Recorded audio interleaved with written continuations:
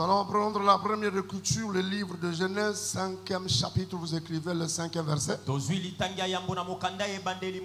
Nous allons encore aller chez Genèse, 2e chapitre, 10e au 17e verset. Je vais me servir de toutes ces écritures que je suis en train de placer dans vos carnets de notes. Pour, n'est-ce pas, vous révéler la raison pour laquelle Adam a perdu la royauté.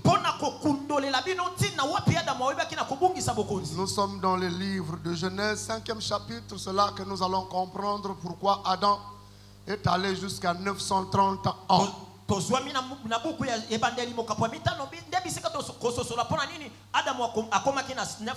Genèse chapitre 5, le verset 5, nous allons lire dans le puissant et merveilleux nom de Jésus-Christ. Tous les jours qu'Adam vécut furent de 930 ans, puis il mourut. Voilà. Parole du Seigneur. Amen. Okay. Genèse 2, 10. Genèse 2, 10. Genèse 2, 10 à 17. Jusqu'à 17, nous lisons dans le merveilleux nom de Jésus-Christ. Amen. Un fleuve sortait d'Éden pour arroser le jardin, et de là il se divisait en 4 bras. 11. Le nom du premier est Pichon, c'est celui qui entoure tout le pays de Havila, où se trouve de l'or. 12. L'or de ce pays est pur, on y trouve aussi les bdellium et la pierre d'onyx. 13. Le nom du second fleuve est Gihon, c'est celui qui entoure tout le pays de Cush. 14. Le nom du 13e est Hiddekel, c'est celui qui coule à l'orient de la Syrie. Le 4e fleuve, c'est l'Euphrate. 15. L'Éternel Dieu prit l'homme et le plaça dans le jardin d'Éden pour le cultiver et le garder. 16. L'Éternel Dieu donna cet ordre à l'homme: tu pourras manger de tous les arbres du jardin. 17 enfin. Mais tu ne mangeras pas de l'arbre de la connaissance du bien et du mal, car le jour où tu en mangeras, tu mourras. Parole du Seigneur. Amen. Ok. Psaume 90. Psaume 90. 10e verset. Et merveille, tu prends 2 Pierre 3, 8. Psaume 90, le 10e verset, nous allons lire dans le puissant nom de Jésus-Christ. Les jours de nos années s'élèvent à 70 ans, et pour les plus robustes à 80 ans, et l'orgueil qui s'en tire n'est que peine et misère, car il passe vite et nous nous en voulons. Parole du Seigneur. Okay. 2 Pierre chapitre 3, le verset 8. Ouais. 2 Pierre le chapitre 3 et le verset 8, nous lisons au nom de Jésus-Christ. Mais il est une chose, bien-aimés, que vous ne devez pas ignorer. Voilà, c'est ça. C'est que devant le Seigneur, un jour est comme 1000 ans, Ouais. et 1000 ans sont comme un jour. Parole du Seigneur. Tu peux reprendre ça? 2 Pierre chapitre 3, le verset 8, nous lisons au nom de Jésus-Christ.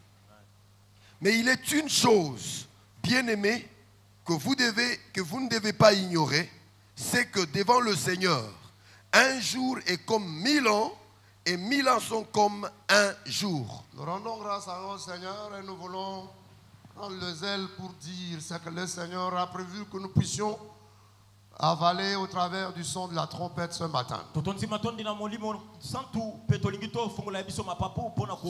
prépare son église au travers de l'eau de la fontaine. Il veut arroser les temples dans lesquels il veut trouver du plaisir. Chacun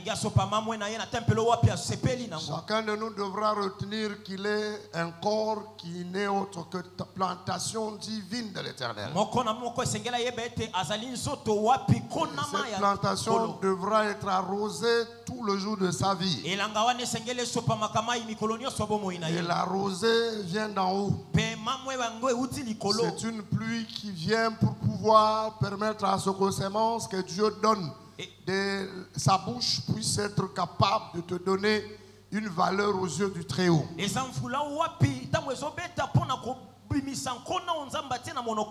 J'ai prévu de parler de la raison pour laquelle le premier homme dans les jardins a eu à perdre la royauté ou perdre son règne.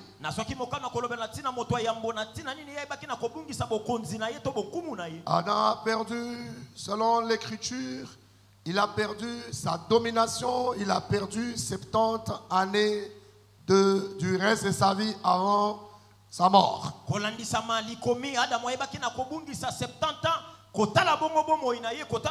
toucherai l'aspect du livre de 2 Pierre, le 3e chapitre, le 8e verset, qui parle de comment un jour pour le Seigneur vaut 1000 ans et 1000 ans valent un jour.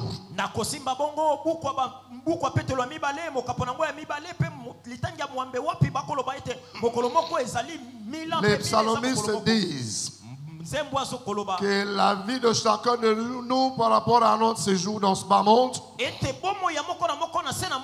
déterminée à 70 ans. Il y a eu une révélation cachée dans cette pensée. Et pour les plus robustes, ils vont jusqu'à 80 ans. Or, aujourd'hui, il y en a d'autres qui ont des grands-pères dans la lignée de mon père qui sont au-delà de 100 ans. Donc nous aurons au moins les lunettes prophétiques pour interpréter cette écriture. Nous constatons que l'Éternel était dans un plan de la rédemption. Il était en train de concevoir un plan du salut par rapport à la marche de l'homme qu'il avait prévu d'envoyer sur la terre. Et Dieu, pensant comment il pouvait arriver à se détacher de sa haute divinité et se personnifier partant de son plan et qu'il place une humanité qui devait le représenter.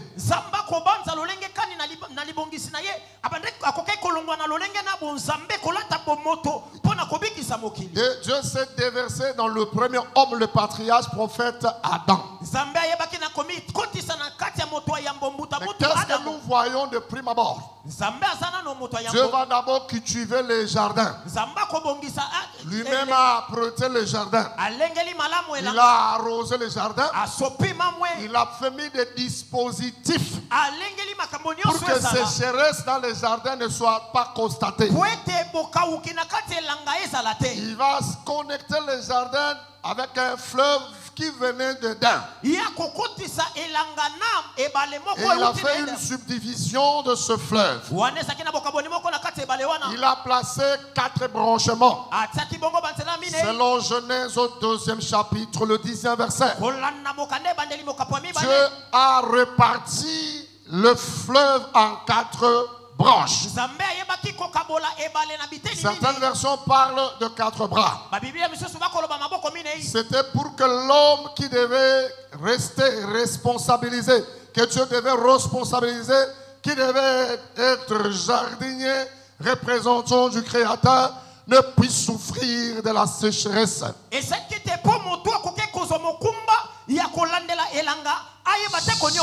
arbre, ou plutôt chaque branche, ou chaque bras de ce fleuve avait une mission par rapport au jardin. Chaque bras devait donner sa rosée. Chaque bras avait une spécialité donnée. Ce bras était à 4. Or, quand nous allons dans 1 Corinthiens 6e chapitre 14e verset, Paul est en train de dire: si je venais vers vous, vous parlant sans que je puisse déployer les ailes, vous parlant en langue sans que je ne puisse mentionner les 4 parlers. Dans cette écriture, nous voyons Paul en train de donner un moyen capacitant l'explication de l'évangile.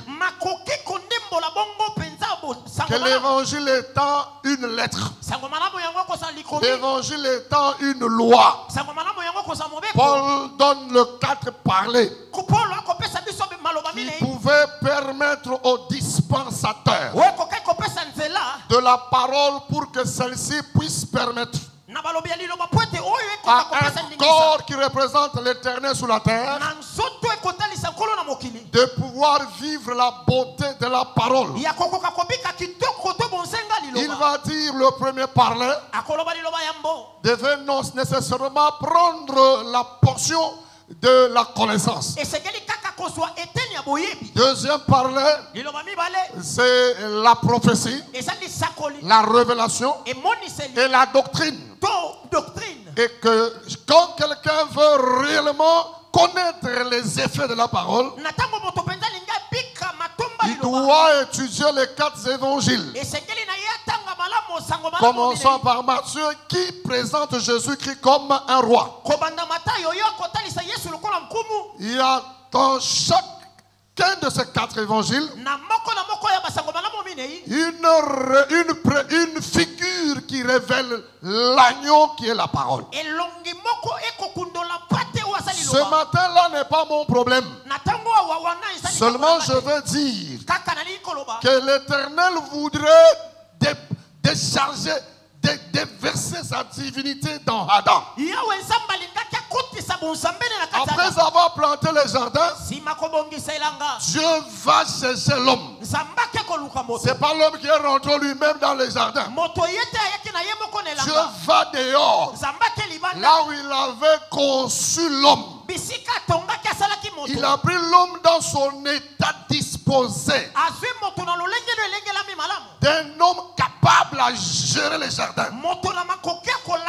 Dans l'homme que Dieu a créé ou a formé, il y avait la partie du baptême de eau et la partie du baptême de l'esprit. Adam ne pouvait pas être capable de gérer les affaires de Dieu sans qu'il soit baptisé. C'est ça la première conditionnalité. Le baptême, c'est un numéro de mécanisation. C'est une quittance qui te donne l'accès dans l'espace de la divinité. Mais cela ne suffit pas. Dieu ajoute à ce baptême d'eau une autre portion de la vie qui est la portion de l'esprit. Il va maintenant là où il avait formé l'homme. Il a pris l'homme, c'est ça la grâce. Tu ne peux pas entrer dans la gloire sans être cherché par la main du Seigneur. Ce seul Dieu qui peut te tirer pour t'introduire. C'était ça l'action de l'homme de la grâce. Dieu va chercher Adam. Il amène lui-même Adam dans le jardin. Quand Adam arrive dans le jardin, Adam a trouvé tout ce qui devait lui permettre de pouvoir vivre comme un jardinier. Dieu lui dit, je t'ai créé pour cultiver et pour garder mon jardin. Et cela ne suffisait pas. Je regarde dans la manière dont les choses se passaient dans le jardin. Il y avait de différents arbres. Il y avait des bétails. Il y avait les animaux de champ. Ce n'était pas Dieu qui les avait nominés. C'est à Adam que Dieu a légué le pouvoir, l'impérium, de nommer les animaux, les bétails de toutes leurs espèces. Il a commencé par les animaux ailés et il a donné aussi les noms aux animaux de champ. Il a donné les noms aux animaux aquatiques. L'homme jusqu'ici avait la domination et son état était l'état parfait. Et tout le soir, dit la Bible, Dieu descendait et parlait avec l'homme. Il n'y avait rien qui éloignait l'homme de Dieu. Dieu discutait et Dieu prenait du plaisir d'approcher sa créature merveilleuse, de célébrer le moment de le moment de tout ce qu'il faisait mépriser la gloire de la création. Un jour sur la Bible, les séducteurs ne tapent pas jovial. Les séducteurs, le serpent n'est pas jovial de cette intimité que l'homme avait avec Dieu. Que l'homme avait avec Dieu.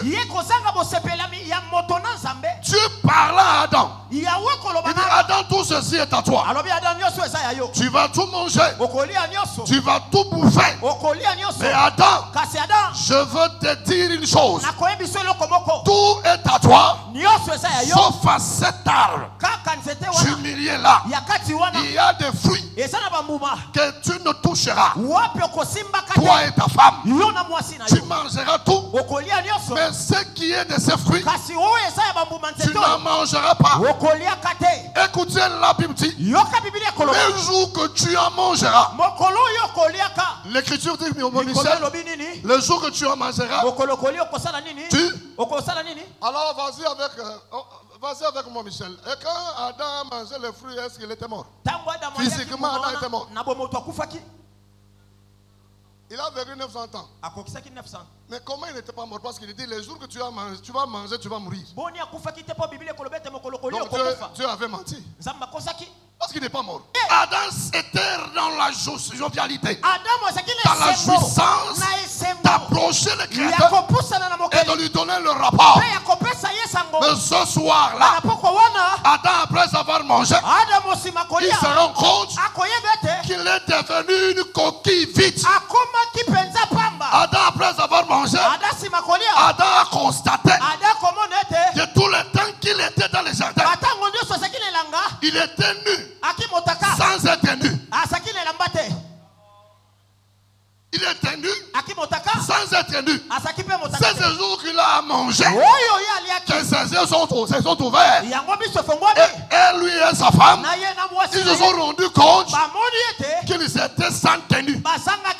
Ils vont vite chercher l'arbre de figuier. Ils ont levé les feuilles et ils se sont fait des habits de feuilles. Dieu vient et il cherche Adam. Écoutez la question que Dieu pose. Adam, où es-tu? Adam réagit en disant, j'ai honte. Je suis nu. Je ne pourrai pas m'approcher de toi. Réaction du Créateur. Il va dire, qui t'a appris? Il n'a pas dit qui t'a dit que tu es nu. L'Éternel n'a pas conjugué le verbe dire. À la place du verbe dire, il va conjuguer le verbe apprendre. Qui t'a appris? Toi, mon représentant, que tu es nu. Prends-moi l'écriture selon le livre de Jean, 8e chapitre, le 32e verset.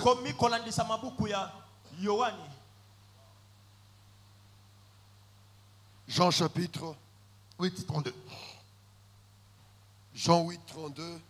Nous lisons dans le nom puissant et merveilleux de Jésus-Christ. La Bible déclare, vous connaîtrez la vérité et la vérité vous affranchira. Alléluia. Amen. Il est écrit, tu connaîtras la vérité. La vérité n'est pas cette version de choses que tu cherches à apprendre.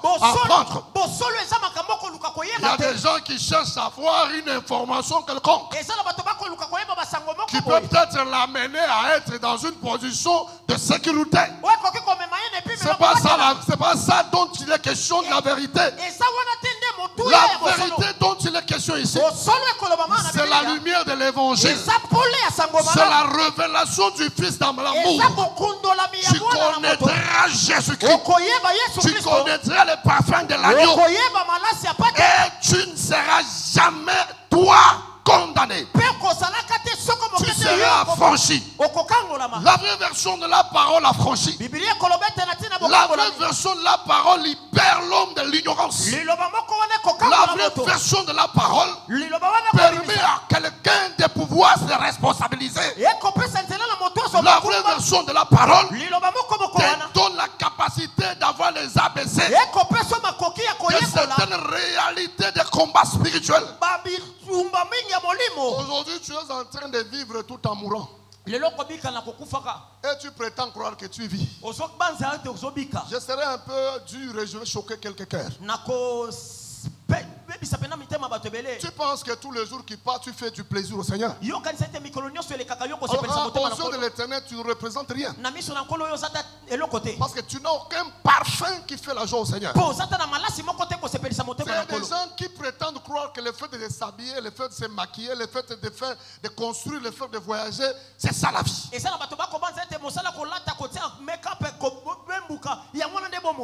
ont une mauvaise définition de réussir la vie. C'est pas parce que tu peux bâtir, tu peux voyager, tu peux, que Dieu réellement, c'est Dieu qui te les donne.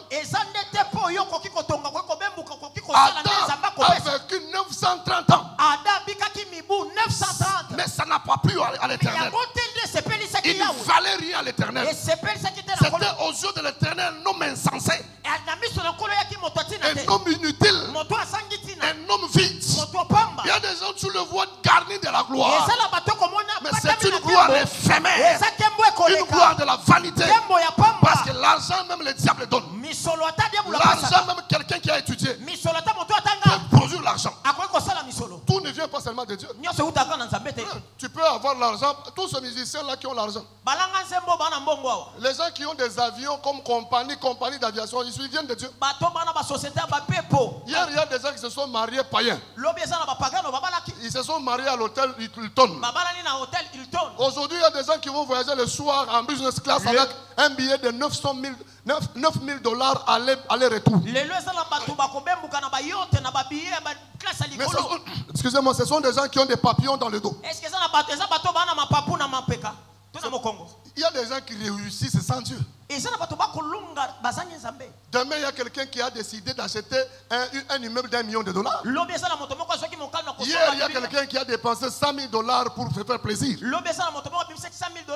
C'est nous les chrétiens qui nous battons pour aller à la Mangengengue chercher un visa. Laissez-moi dire ça, c'est la bassesse. J'étais à Mangengue il y a des années. Un garçon est mort. Comment est-il mort? Il a eu visa du Gabon. Et il est parti faire action de grâce à la montagne pour aussi demander à l'Éternel de lui donner visa pour aller au Gabon. Arrivé là-bas, ils étaient à deux. Alors qu'il chantait, Scorpion l'a piqué, il est mort là. Est-ce que quelqu'un est en train de m'entendre? Il faut entrer dans la définition réelle de la présence de la bonne main de l'Éternel dans la vie de l'homme. La vie en soi n'est pas de la manière dont toi tu l'as définie. Adam avait la vie. Il l'a même mis au monde. Il a fait la vie, la marche pendant 930 ans. Dieu place l'homme dans la gloire. Il lui a donné la domination. Il lui a donné l'impérium. Dieu regarde l'homme et lui dit: il y a une loi de l'obéissance. Tu dois atteindre la dimension de m'obéir totalement. Je ne t'ai pas privé tout. Ou je ne t'ai pas donné une moitié du jardin. Je t'ai donné la totalité de ma gloire. Mais il y a juste au milieu un arbre qui tient d'un interdit. Le serpent est allé détruire le serpent est allé détruire le relationnel entre l'homme et Dieu. L'Écriture déclare: l'homme a mangé le fruit, il est devenu nu. Il y a des gens qui prétendent qu'aux yeux de l'Éternel, ils ont une alliance de la couverture spirituelle alors qu'ils sont nus dans le monde spirituel. Je prie au Seigneur de t'accorder au travers de la dispensation de la parole de ce matin que tu puisses apprendre à être obéissant dans la dernière partie de l'année, obéissant dans tous les domaines, pour que tout de toi soit couvert par l'alliance de la protection. Ce matin, je vais donner les conséquences de la désobéissance. Qu'est-ce que la désobéissance plutôt engendre? L'homme qui était ami de Dieu, il a commencé à fuir l'Éternel. Il dit, je suis nu. Dieu dit qu'il t'a appris que tu es nu. L'homme ne peut pas être capable d'atteindre la maturation s'il n'étudie pas. La vie chrétienne, c'est une vie de méditation profonde. C'est la raison pour laquelle la Bible dit et souligne que ce livre de la loi, ce livre de la constitution céleste, soit une nourriture pour toi. Pourquoi? Parce qu'il y a des gens qui font des calculs pour manger ton estomac, manger tes reins, manger ta matrice, manger tes enfants. Et la Bible dit que ce livre de la loi, pourquoi? Parce que la vie est faite de loi. Dans nos familles, par nos sangs, nous sommes soumis à des lois. Nous sommes soumis à des condamnations. Mais la Bible déclare que ce livre soit la loi de la nourriture, l'enseignement que tu mangeras, que tu les mangeras pendant le jour. C'est quand tu seras fort, tes yeux seront en mesure de voir. Mange la parole. Mais quand tu seras faible, mange la parole. Et quand tu mangeras, on ne te mangera pas. Quand tu mangeras, on ne te stoppera pas. Quand tu mangeras, tu vivras ton temps de la gloire. La vie est dans l'obéissance. La gloire est dans l'obéissance. L'élévation est dans l'obéissance. La stabilité est dans l'obéissance. La croissance est dans l'obéissance. L'obéissance vaut mieux, dit les Écritures, que les sacrifices. L'obéissance, l'obéissance, l'obéissance, l'obéissance. Maintiens l'obéissance. Tu ne seras jamais percuté par différents combats, par différentes réalités. C'est un levier dans la marche avec Dieu qui t'amènera toujours à demeurer dans le creux de la parole qu'il pèse ce matin. Au très haut de t'accorder cette soif-là, de demeurer comme un poisson dans les eaux, un poisson sur le sable. Le soleil les cognera et les mouches tomberont sur lui. Mais un enfant de Dieu qui demeure dans la chaleureuse présence de l'Éternel, peu importe ses origines, peu importe les combats, les eaux de la parole le sécurisera. La sémence ne sera pas polluée. Je te bénis, toi là, qui te condamne à la présence réelle de la main puissante de l'Éternel. Toi qui, quand tu manques le culte, tu souffres. C'est anormal qu'un enfant né de Dieu puisse manquer le culte et toi sois à l'aise. C'est pas normal. C'est pas normal. Tu manques le culte sans raison. Et tu es réellement normal. C'est comme qui dirait quelqu'un qui sort sans se laver, sans se parfumer. Et tu dégages quelle nourriture, quel parfum. Tu dégages quelle odeur. Une âme qui ne se soigne pas dégage l'odeur du cimetière. C'est ça toi, c'est ça toi. Tu ne plais pas au Seigneur. Tu cherches à pleurer à ton corps, ton âme, à tes amis, à ta vie, à ta femme, alors que le Dieu qui t'a accordé cette grâce, cet âge, c'est à peine que tu lui fais du plaisir.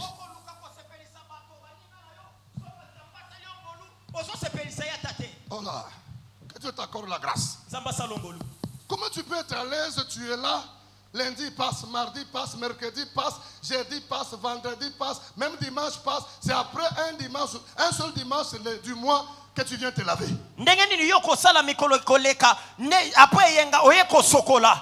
Donc voilà pourquoi tu as tout le temps des problèmes de santé. Tu ne passes pas un mois, une semaine sans prendre les médicaments. C'est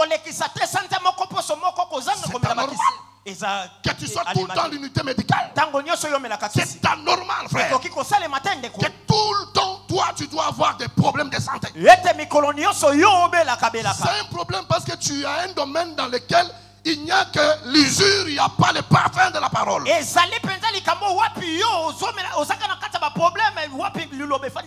Un poisson qui n'est pas dans l'eau a un souci. Un chrétien qui ne veut pas demeurer dans la parole, ce sont les paroles de la malédiction de sa famille qui l'écoutent. Parce que dans ta famille, il y a des gens qui te fétichent. Il y a des gens qui cherchent ton étoile. Il y a des gens qui ont déjà pris ta photo. Qui veulent à tout prix que toi tu restes comme ça, sans avancer, sans avoir des bénédictions, sans être élevé. Vous savez combien de nous ici? Il y a des gens qui sont des malédictions dans leur dans l'environnement ou même dans leur ménage ou même dans leur famille. On les appelle les Jonas. Les gens qui ont l'appel et qui ne veulent pas aller là où Dieu veut faire ce que Dieu leur demande. Tu sais, quand quelqu'un reçoit l'appel et qui ne fait pas la volonté de Dieu, et tu as une femme pareille dans la vie, tu as la poisse. Amen. Mutumoko ozana okoti na vie ya mutumoko mutuana azana appel ya makasi me asalela ka nzambe te ako bloquer vie na yo. Amen. Ako bloquer vie na yo. Ako bloquer vie na yo. Boza batu mususu appel na ye ndeko sala ke na kati ya makambo même jusqu'au niveau d'une entreprise.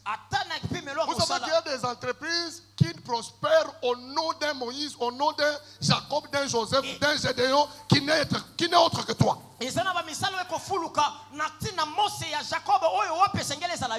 Tu as tout intérêt de vérifier ton comportement. C'est des choses pour lesquelles tu te bats, Dieu bloque, laissez-les fermer. Adam vivait, non? Il mangeait. Il pouvait prendre son vol, voyager. Ça c'est moi qui l'ai dit. Mais devant Dieu, c'était vil. C'était vil. Est-ce que je peux avancer? J'ai prévu de parler. Regarde voisin du voisin. Si ça te choque, répands-toi. Faut pas maintenir rigueur que non, il m'a vexé. J'étais vexé. Toi et moi, on a un problème. Laisse-moi parler, je suis dans mon Je suis dans mon bureau. Je dois faire l'encre correcteur. Et remettre au beau fixe avec la houlette. Je suis nu. Je ne pourrai pas parler devant toi. C'est ça la conséquence de la désobéissance. La nudité de l'homme, c'est la perte de la gloire. La nudité de l'homme, c'est la fin de la présence du Seigneur dans sa vie. Mais la nudité de Dieu, c'est l'expression de la grandeur, la visibilité, et Dieu te donne tout, il ne cache rien. Il y a la nudité de Dieu et la nudité de l'homme. Quand vous allez dans Matthieu, 2e verset, le premier visiteur, les bergers n'ont pas vu Christ dans son état d'un bébé émailloté, non émailloté.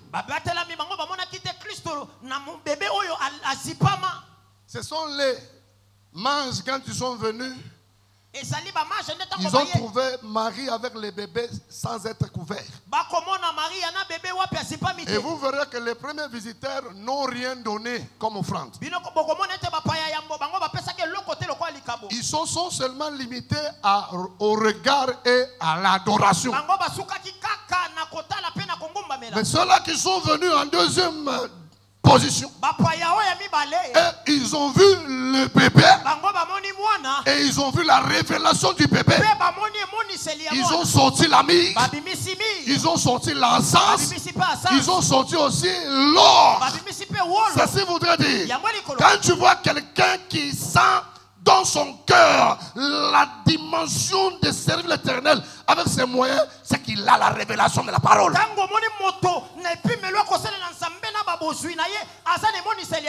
Quand tu sens quelqu'un souffrir parce qu'il a une dîme et il sent qu'il faut qu'il la rende à Dieu, il a la révélation du Fils.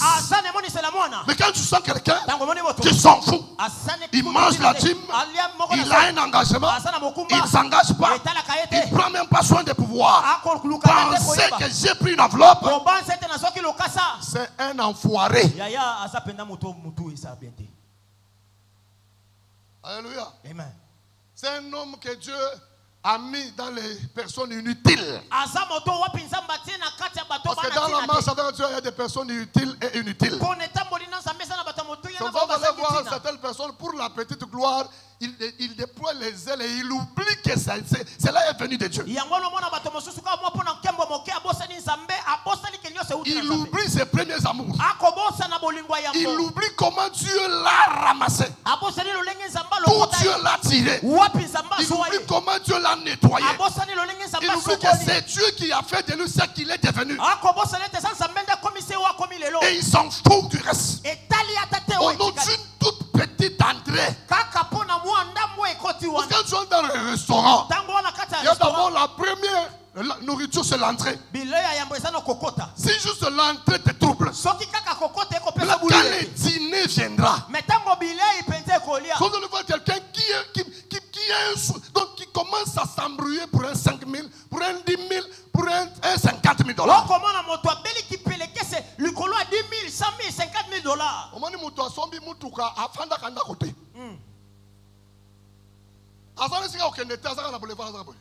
Et puis, nous sommes climatisés. Il y a des vitres.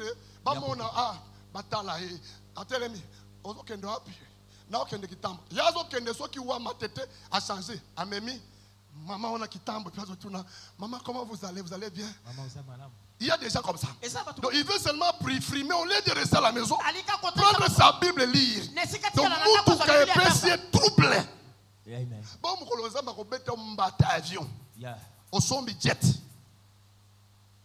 Il y a un moment où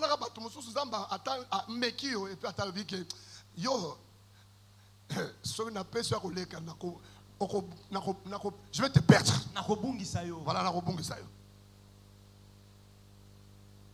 tu n'avais rien. Toi, tu n'avais rien. Prends tes anciennes photos il y a 10 ans. Comment tu peux oublier comme ça? Prends tes anciennes photos il y a 15 ans. De toute façon, toi, tu te débrouilles avec une brosse à dents pendant 7 mois. Les mêmes savons de la vaisselle, c'est les mêmes savons que tu te nettoyais avec. Et aujourd'hui, tu as oublié. Comment tu ne prenais qu'un pantalon une semaine? Aujourd'hui, au nom d'une petite position, tu as oublié qu'est-ce que Dieu a fait dans ta vie.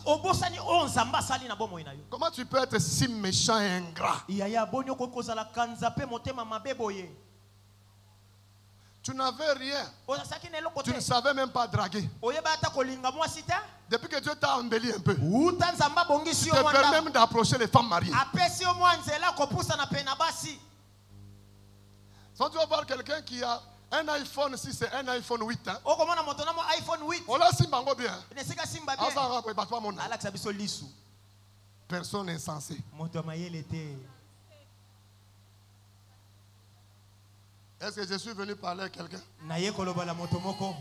Alléluia. Amen. La nudité de l'homme, c'est la perte de la fréquence. Il faut prendre ta vie du bon côté. Parce que tu vas mal finir. Ne pense pas que ce que tu fais plaît à l'Éternel. Nous n'avons plus un autre millénaire qui va entrer. Nous sommes dans les derniers millénaires. Si tu as un appel au salut ou appel au ministère, c'est dans ces millénaires. Parce qu'après ces millénaires, il n'y aura pas un autre millénaire. Nous allons vers la fin. Après ces millénaires, c'est l'enlèvement. Nous sommes au 7e millénaire. Alléluia. Nous sommes au 7e millénaire. Depuis 2001, nous sommes entrés dans un train du 7e millénaire. Qui dit 7e millénaire, c'est l'œuvre du 7e jour. C'est le temps du repos, le temps de l'église. L'église doit se préparer pour rentrer. C'est comme ça que vous voyez sur les réseaux sociaux. Il se passe tellement de choses sur les pasteurs. C'est la fin. C'est la fin. C'est la fin. C'est la fin. C'est la fin. C'est la fin. Prépare-toi pour ta pénance céleste. Prépare-toi. C'est la fin. Et vanité et vanité.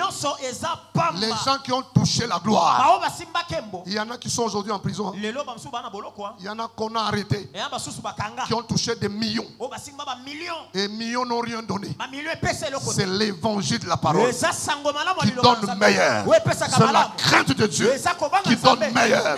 C'est le service dans le royaume de Dieu qui donne meilleur. C'est l'obéissance à la parole de Dieu qui donne meilleur.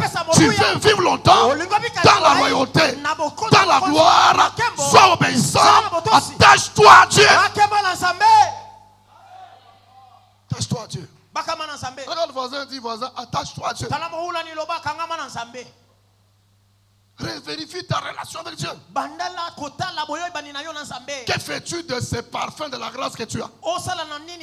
Alors que tes voisins meurent. Dans ta famille, il y a des gens qui meurent. À combien de personnes as-tu communiqué la foi? Combien de fois tu parles de gens de ton église? Combien de fois tu parles des merveilles de Dieu dans ta vie? En leur disant que ce que je suis, c'est Jésus-Christ. Je vous invite aussi. L'œuvre du Seigneur, frère, t'attends, toi qui as l'appel. Parce qu'il y a des choses, Dieu ne le fera que quand toi, tu saisiras ton appel. Est-ce que quelqu'un m'entend? Amen. Alors, je vais parler des conséquences avant que je touche aux aspects qui vont me permettre de terminer. Je vais toucher 901 jours. 930 ans un jour. Et j'expliquerai pour finir comment Adam a perdu sa royauté. Alléluia. Alors, une vie insoumise, une vie vide, sans le parfum de la parole. Voilà ce qu'elle produit comme conséquence. Premièrement, Dieu se retire de la personne. Et quand Dieu se retire, il enlève la sécurité qui est son alliance. Et du coup, la nudité s'installe.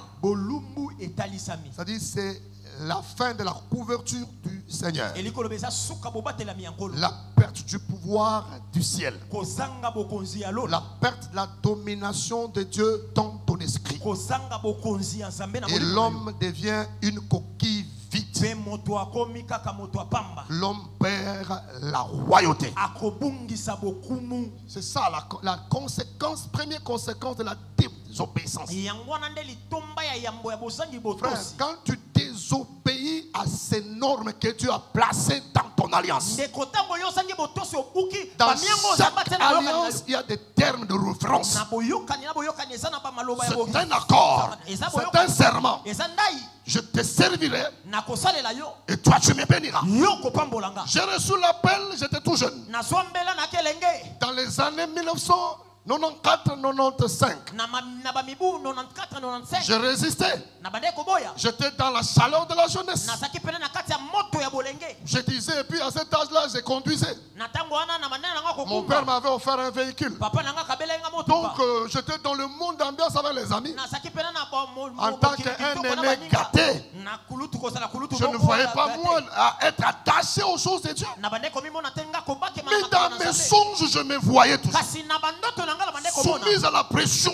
Quand j'entre quelque part où il y a un culte, localisation, au bout de compte, je vais dire ceci à Dieu. Tu veux que moi je sois ton serviteur? Fais une alliance entre moi et toi. J'ai des problèmes de santé. J'aimerais que toi, ta santé à toi soit ma santé. Que tu me donnes ta santé. Que moi je te renvoie ma santé. Parce que j'ai des problèmes. Et puis sois dans moi. Quand je te servirai, que je n'ai pas un problème de denrées alimentaires, que je ne passe pas par ces couches de sécheresse. C'est un vœu que j'ai fait quand j'ai reçu l'appel. Et quand je me suis engagé à fond. Ça fera 30 ans que je travaille dans le royaume de mon patron. Je n'en vis rien comme autre travail. D'ailleurs, pour votre information, je vis mieux. Je me sens en sécurité. Je ne m'inquiète pas du fait que j'ai reçu l'appel. Parce que j'ai 5 enfants. Dieu les a pris en charge. Depuis que je suis à Kinshasa, on ne m'a jamais mis dehors pour n'avoir pas payé le loyer. Je suis ici. Ça fait plus de 20 ans. On ne m'a jamais mis dehors. C'est que quand tu es sérieux avec Dieu, Dieu fait la prise en charge. Je prie au Seigneur de t'accorder la dimension, de l'aimer, de le servir de toute ton âme, de tout ton cœur. Il te donnera sa santé. Il prendra soin de tes enfants. Il prendra soin de ton mariage. Il prendra soin de tes besoins, frère. Dieu bénit mieux que autre chose. Le travail peut te bénir, mais il y a la retraite. Il y a le remaniement. Mais le ministère, qui va te remanier? Qui va t'éjecter? Lorsqu'alors que je parle, que tu refasses une remise par rapport à ton engagement, tu dois aimer ton Dieu. Tu dois aimer ton Dieu. Tu dois aimer ton Dieu. Tu dois lui donner tout ce dont tu t'as donné. Alléluia. Deuxième conséquence de la désobéissance, le serpent étant maudit entre tout le bétail et entre tous les animaux méchants.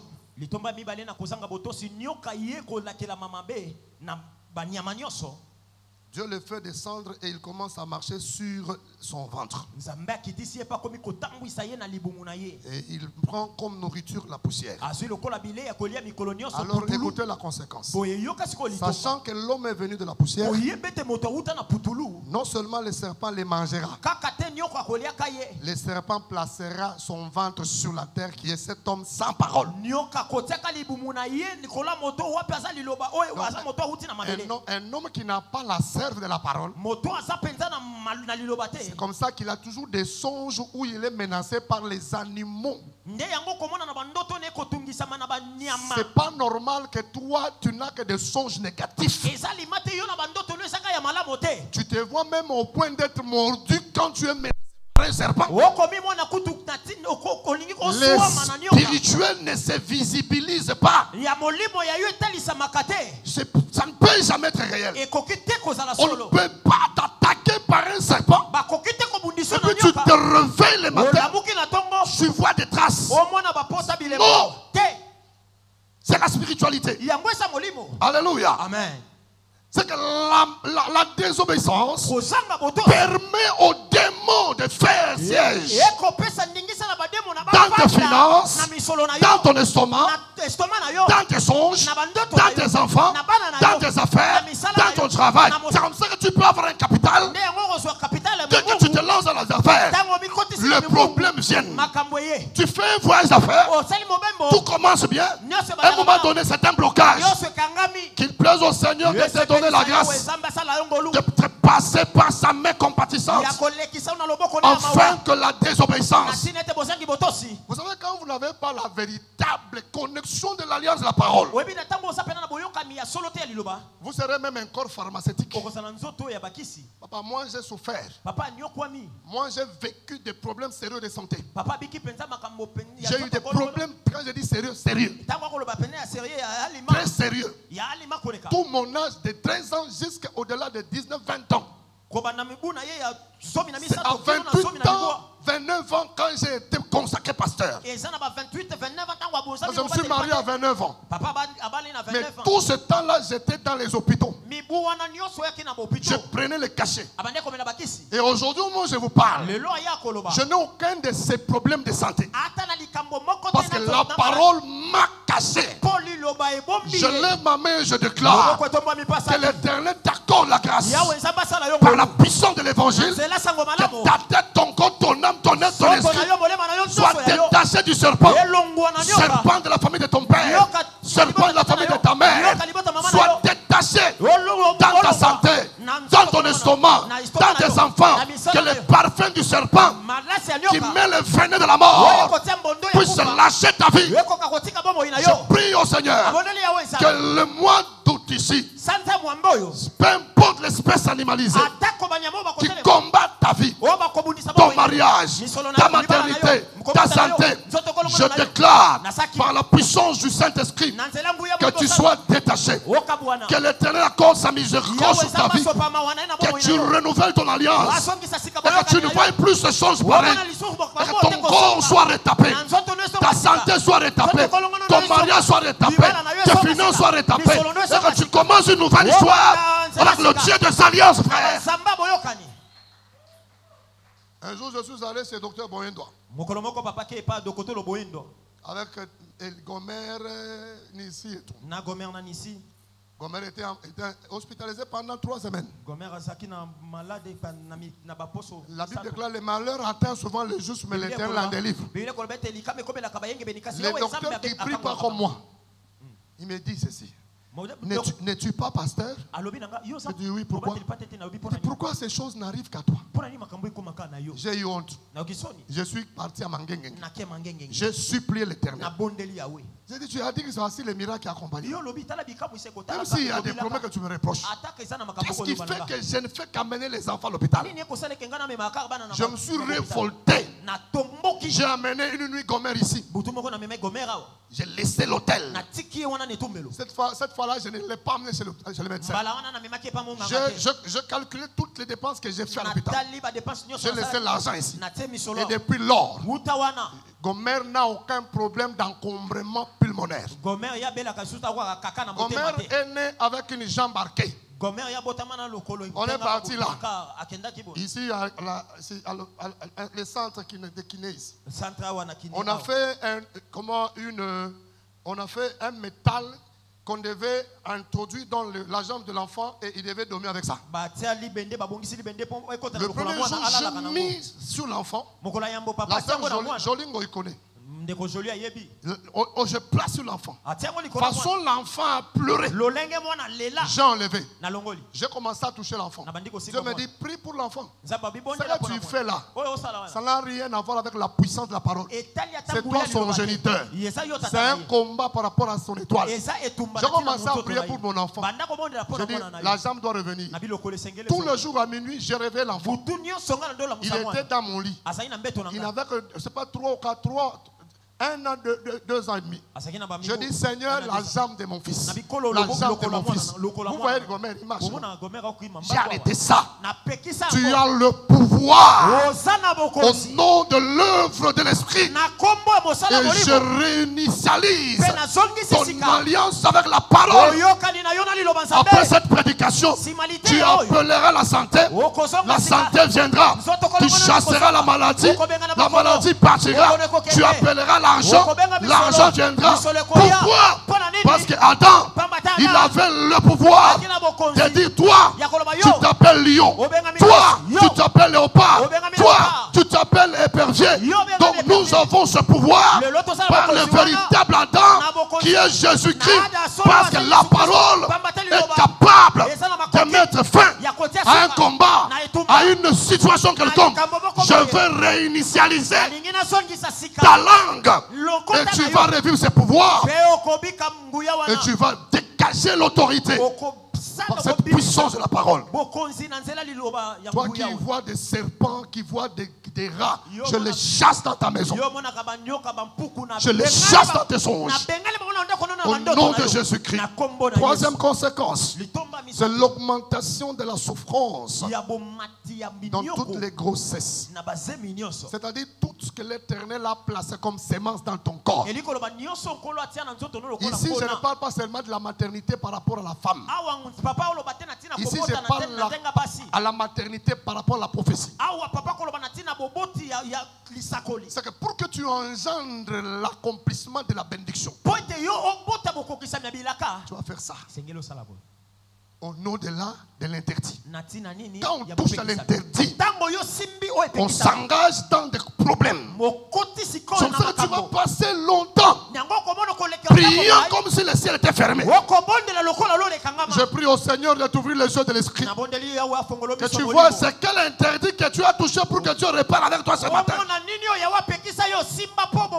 Augmentation de la souffrance de la grossesse. Et il dit, toi femme, tu enfanteras avec douleur. Donc, dans le programme de Dieu, la femme ne veut jamais enfanter avec douleur. La douleur est venue avec les serpents qui a introduit la femme dans une désobéissance. Donc il est possible que quand tu pries et tu es correct avec l'Éternel, tu peux mettre au monde sans douleur. Moi j'ai vécu ça dans plusieurs cas que j'ai pris en charge. Je vois une maman pendant qu'on l'amène à l'hôpital. Et puis non, l'enfant sort sans douleur. L'intimité avec le Seigneur peut faire des choses. L'intimité avec la parole peut te donner les détails d'une pensée de quelqu'un qui parle avec toi en face.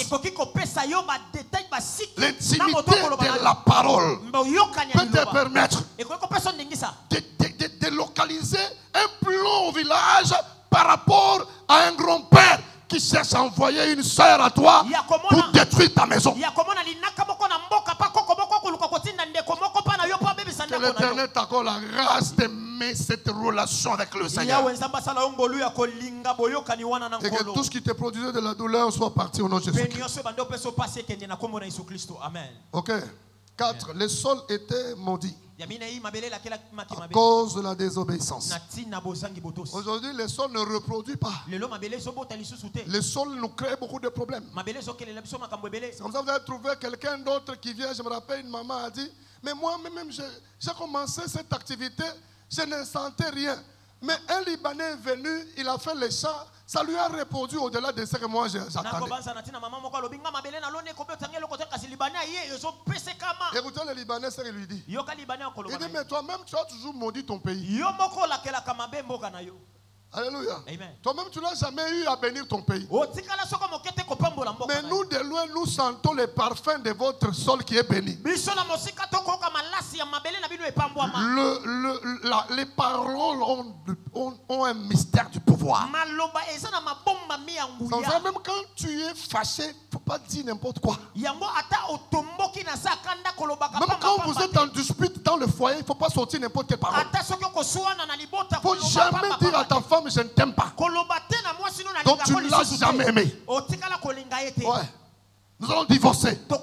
L'esprit de divorce entre. Si vous êtes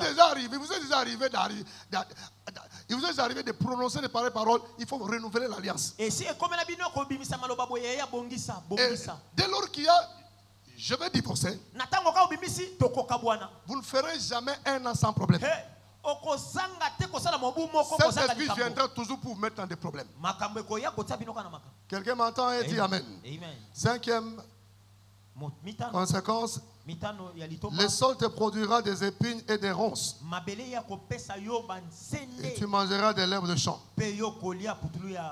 6e punition ou conséquence, à la sueur de ton visage, tu mangeras à la sueur de ton visage. Tu mangeras ton pain à la sueur de ton visage. Donc la terre a produit au nom de la malédiction, de la désobéissance. La terre a produit de ronces et des épines.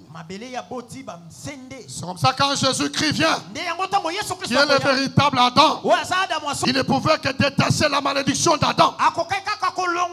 Qu'est-ce que Jésus fait? Jésus a incliné sa tête pour porter cette couronne d'épines et de ronces.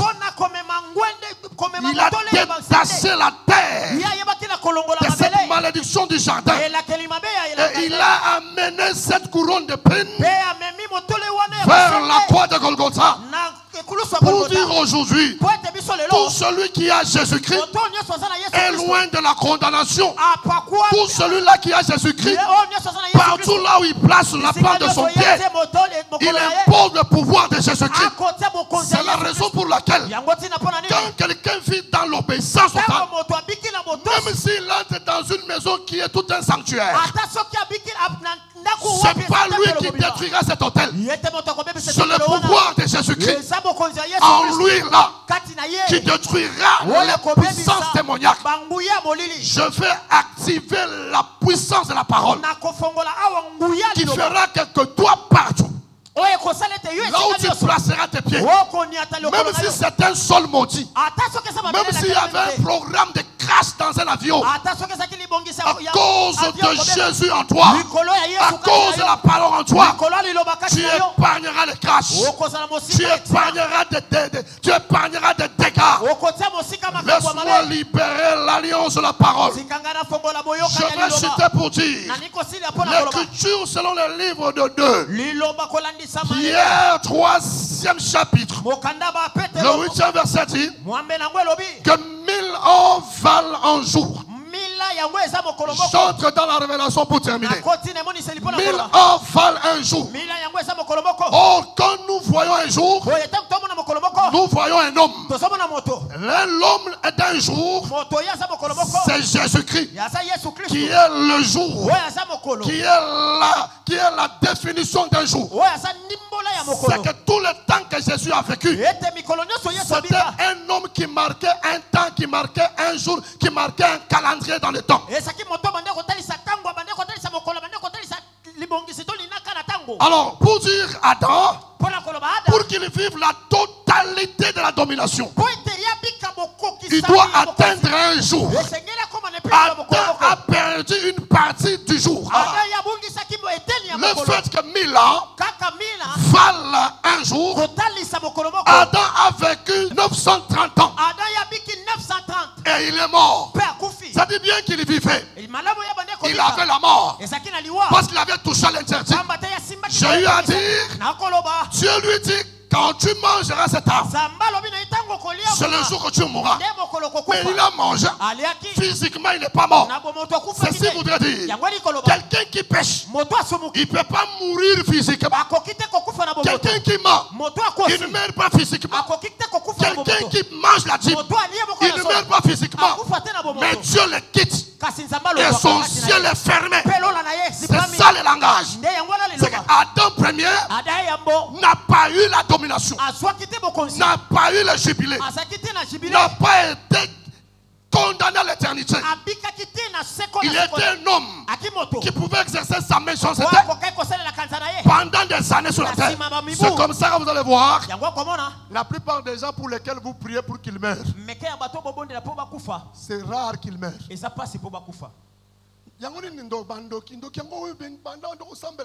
vois que les justes meurent, mais les ndoki sont toujours en vie. Je donnerai l'explication plus tard. 900 ans, il est resté en vie. Mais une vie sans la domination. C'est ce que je voudrais dire. Il y a des gens que vous verrez longtemps en train de vivre. Il n'a pas le parfum de la royauté. Il n'est pas dans les alliances avec le Seigneur. Il n'est pas dans la joie de l'Éternel. C'est-à-dire 930 ans veut juste parler le temps de la chair. Mais il n'a pas accompli le 70 jours qui devait faire un jour ou qui devait faire 1000 ans. C'est ce que voudrait dire un homme qui atteint 1000 ans ou un jour, c'est celui-là qui vit dans l'alliance avec l'Éternel, qui marche tout en respectant les consignes de la parole. C'est-à-dire qu'il ne vit pas seul, il est dans la chair, mais il est attaché à ce chiffre 70. Je vais lever ma main et je déclare au nom de Jésus-Christ, tu n'auras pas seulement la partie de la chair, tu auras les 70 ans qui te permettra de dominer. Tu domineras dans ton travail, tu domineras dans ta maison, tu domineras dans ta famille, tu domineras dans les milieux spirituels. Je suis venu déclarer, même si dans la chair il y a une faiblesse, mais la domination du chiffre 70 va activer une alliance de la domination. Or, la Bible déclare que tu as été créé, toi qui m'entends, de peu inférieur à l'éternel. Je parle à quelqu'un qui est en train d'entrer dans la prophétie. Tu as été créé de peu inférieur à l'éternel. Qui dit peu inférieur? Dieu est là. Toi tu es ici. Et tout le monde est au bas. Laisse-moi te prendre. De là où on t'a vendu. De là où on t'a sacrifié. Je te rachète dans les eaux de la miséricorde et de la pureté de l'éternel pour t'attacher à la royauté, à la suprématie, à la domination. Tout ce que tes mains n'ont pas touché, dans les mois qui viennent de tomber, tes mains les toucheraient. Tout ce que tes yeux n'ont pas vu, tes yeux les verront. Tout ce que tu n'as pas réalisé, tu le réaliseras par l'action de l'alliance avec le Dieu de la parole. Laisse-moi ouvrir une parenthèse pour dire: ton obéissance t'amènera à la longévité. Ton obéissance t'amènera des millions. Ton obéissance t'amènera facilement. C'est que tout le monde attrape après plusieurs procédures de protocole. Sans effort, la gloire te cherchera. Sans effort, le mariage viendra. Sans effort, l'argent viendra. Tu prieras et tu vivras les effets de ta parole, de tes prières. Tu voyageras et tu seras dans une assurance parce que tu ne voyageras pas seul. La bonne main de l'Éternel, la bonne main de l'Éternel, la bonne main de l'Éternel.